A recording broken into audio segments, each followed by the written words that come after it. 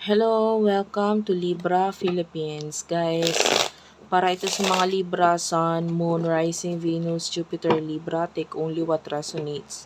Sa mga gustong magpa-personal reading, Jing Tarot Reader, isearch mo na lang siya sa Facebook. Yeah, let's start. What do we have here for the sign of Libra? Sun, Moon, Rising, Venus, Jupiter, Libra. Okay. Thank you, Spirit Guides, Angel Guides. Anong meron sa mga Libra? The Tower is here.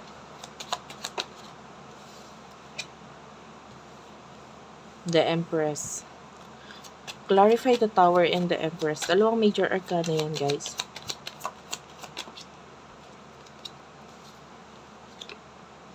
Six of Pentacles, no? Pagdating sa person na kakonect mo, love reading to ha. Queen of Cups. The Magician. Clarify the Magician and the Queen of Cups. Temperance. Okay, dalawang major arcana din dito. Bottom of the deck is a Ten of Cups. Well, nakakita tayo dito ng I can see ending with the Tower. Something is going to end and maybe this is you. May mga bagay kang i-end maybe sa sarili mo. Some of you maybe may kinalaman sa like maybe you feel like hindi na ito nag-work para sa akin. I need to do this and that. And with over the Empress, maybe something to do with your health. Maybe yung iba sa inyo may mga or maybe may kinalaman sa daily routines mo. Ano ba yung dapat mo tanggalin sa araw-araw mong ginagawa or ano yung gusto mong ibig baguhin. Some of you may pagbabago sa trabaho, pagbabago sa health, pagbabago sa daily routines. Maybe lalo na yung ating Pluto ngayon, no? Pluto is having retrograde. It's going back to the sign of Capricorn. So some of you pwedeng nagiging mas nagfo-focus nga ngayon sa career. No?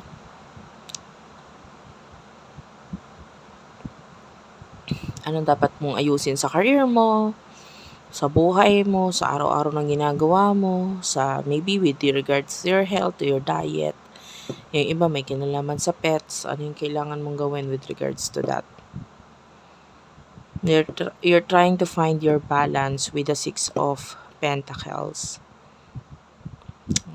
I mean, pagdating sa money, yung iba sa inyo pwedeng wala masyadong pakialam sa pera ngayon. But anyway, pwede rin namang hindi. But some of you are. Pwedeng wait lang, ang pakialam ko ngayon ay health ko. Mas may pakialam ako ngayon sa buhay ko, anong dapat ayusin ko sa buhay ko. Okay? Hindi muna ako masyadong magpapakabisi yung iba, no? Hindi muna ako magpapakabisi kasi kailangan kong ayusin to. Kailangan kong ayusin yon. So,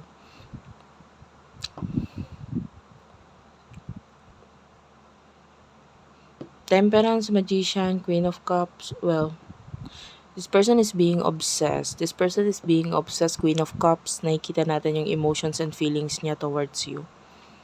And nakakita tayo ng obsession mula dito sa taong to. Okay? Lagi ka kanyang naiisip, naaalala. And you are the Empress. Maganda ang tingin niya sa'yo, like babae man or lalaki, LGBTQIA+. You are someone na kahanga-hanga, ikaw yung someone na gustuhin. Gusto ka niya, so there's a lot of obsession sa taong ito.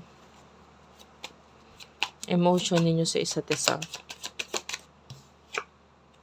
You do have your Death and Seven of Wands.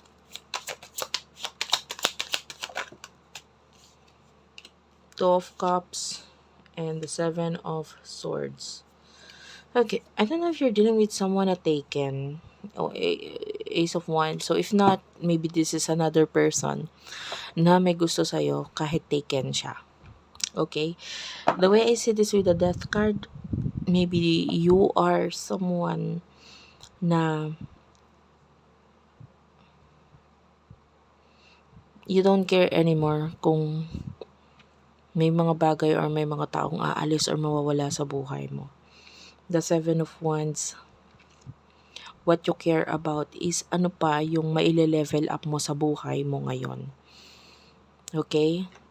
Well, more like sa sarili mo ito ang focus mo, new beginnings. And you really look beautiful, by the way. Beautiful, and pwedeng na ipapakita mo talaga yung Libran energy mo, which is Libras, they are all about balance. And Libra is ruled by the planet of Venus. So, Venus is a planet of love and beauty. So, technically, talagang ikaw ay maganda, babae man or lalaki. Pantay. No? Some of you would notice. You would even notice, ba't ganito pag tumaba ako, mataba talaga lahat. Pag pumayat-payat talaga lahat. And they are beautiful kasi usually the Libras, they do have pantay. Like pantay yung eyebrows, pantay yung mata. And diba? They have this balance features in them. And mostly kasi pag maganda talaga yung mga symmetrical yung mukha. Diba? Pag tinignan mo yung kaliwa at yung kanan, parang pantay din. So, anyway, you really do look beautiful. And because the Venus, planet of beauty and love, is in you, in Libra, currently, right now. So, talaga nakikita yan. No? And maybe may mga taong nasa-shock ngayon sa'yo. Ganyan na pala yung itsura mo, ganyan ka na pala, ganyan. And they're really attracted to you. Like, hindi nila akalain na ganyan ka na ngayon. You are really shining right now. And some of them, talaga napapawawa, no, for what you have. And you are gaining a lot of admiration mula sa iba. Kahit ikaw sa sarili mo, minsan nagugulat ka, ay, ganito na pala ako, ay wow, ang laki na rin ng improvements ko. Well, this person, could be dealing with someone na taken nga, sabi ko sa'yo. But taken siya, pero ikaw ang gusto niya. Pero I feel like, parang feeling niya, wala akong chance. Tell me about this. What's with the 7 of Swords and the 2 of Cups? Yeah, 7 of Cups is here. Pwedeng feeling niya wala siyang chance, or this person is really attracted sa'yo. Sobrang attracted siya sa'yo. This could even be a anong tawag dito? Secret. Well, ang nasa isip ko kasi is not secret, but rather signal. Well, sa akin pong business, meron kaming tawag doon, yung tawag kasi namin sa single mom. Pag binibiro ko yung mga empleyado ko, ang tawag namin sa single is signal. Ayan, signal mom. Kasi usually they connecting with mga single mom, pero sa online. So, it's like signal. Malakas ang signal. Well, I don't know if you get the joke, but tendency na this person could be someone who is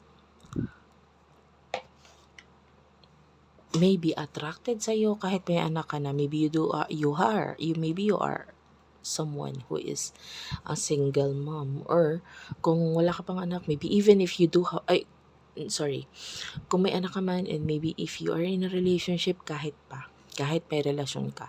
Yung iba, even though you're single, basta nakakita tayo ng a lot of attraction. And or maybe itong person na to, yung sabihin na natin may anak na or committed na, pero gusto pa rin kita. And actually, this person is even fantasizing about you. No, sexually, Pwedeng nakikipag-connect siya or sexually ginagawa niya sa iba pero ikaw yung nasa isip niya. So what will happen in the future for the both of you?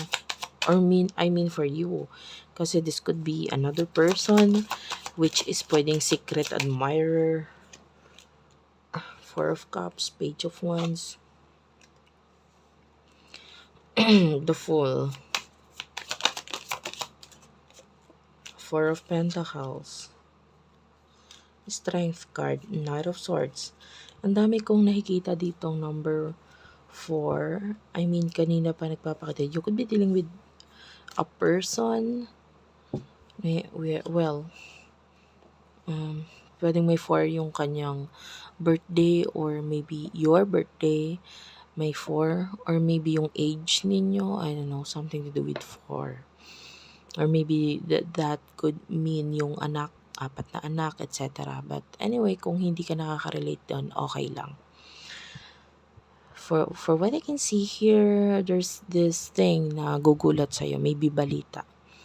Nagugulat sa'yo. Maybe you will hear some kind of a news in the near future, nagugulat sa'yo. And you need to take some kind of action regarding dito sa news na ito. Kailangan mong aksyonan. Kailangan mong gawa ng paraan para mabago, maayos. The wheel of fortune is here.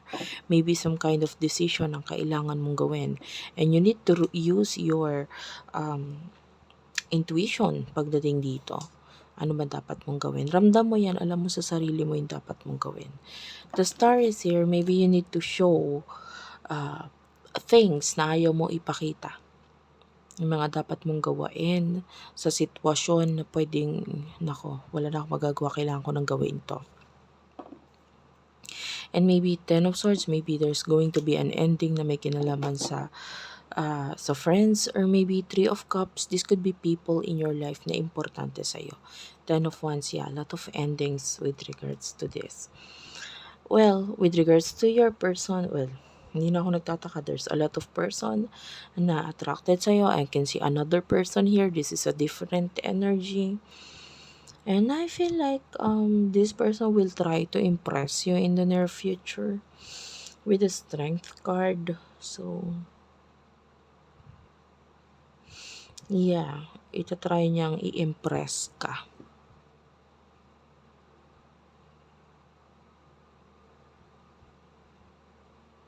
And whatever you are doing with your life, talaga nakamatsyag or nakamasid lang tong taong to.